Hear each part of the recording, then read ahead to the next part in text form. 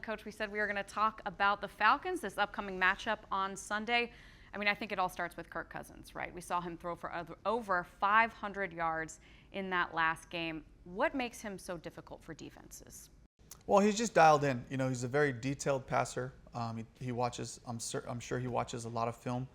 He knows what the coverage looks like, where the voids are at, you know, and he executes. You know, he's an accurate player. He plays on time.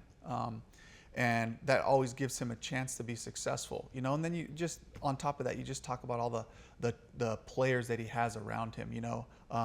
Drake London, you know, he's got two fantastic backs in the backfield, you know, Pitts at tight end, Kadero Hodge, who's made some fantastic plays over the last couple of games and all that. So he's got some people to throw to, and they got a run game to match it up. So a really good offense. Coach, so you talked about their offense. As I sit back and I watch this defense, though, one of the guys that stands out to me is Jesse Bates. You know, he's a ball hawk. He's a guy that you got to know where he is at all times, or he's going to come away with the football.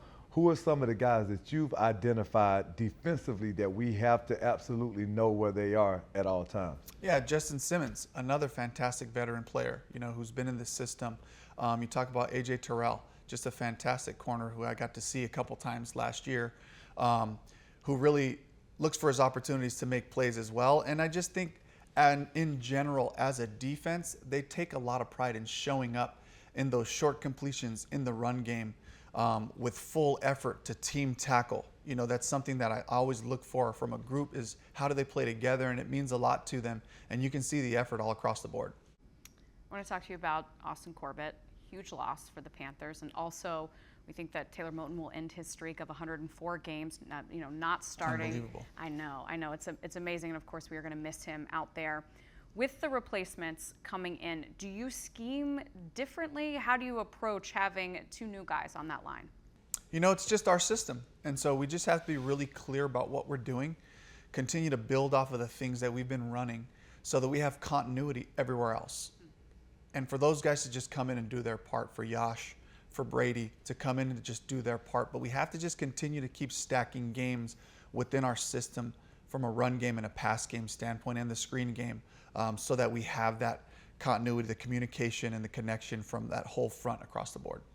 Coach, I think I already know the answer to this question, but I'm pretty sure our fan base is going to want to know, what are some of the aspects of this offense that you're looking to improve on this week? Yeah, certainly getting back to our third down efficiency, which we had the 2 weeks prior. We got to continue to return to that so we can see our run game more. The run game was going to be a fantastic part of this last game. Again, we get put in a different situation where you got to mix it a little bit. And at a certain point, you got to go. You got to start throwing it and try to make some yardage up and all that. Would certainly love to see that be the big thing. And then, of course, right back to the ball. We talked about it earlier.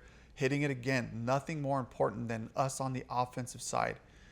Taking ownership of that ball every time you touch it, whether you're the quarterback, the decision making, whether you're a receiver, running back, tight end, whoever that is, that we finish the play with the ball so we can continue to play our style.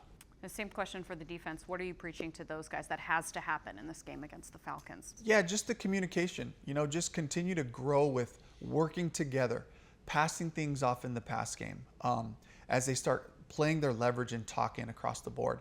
In the run game, just trusting everybody, fitting your gap, knowing that if you do your job and everybody does, there's really nowhere to go if you can play that kind of team football. So as we continue to have these different combinations of players playing together, a new group has to kind of formulate a personality and identity and to get really comfortable. And that only happens in practice. And that's why it's so important for us to get right back to the drawing board, right back to work tomorrow.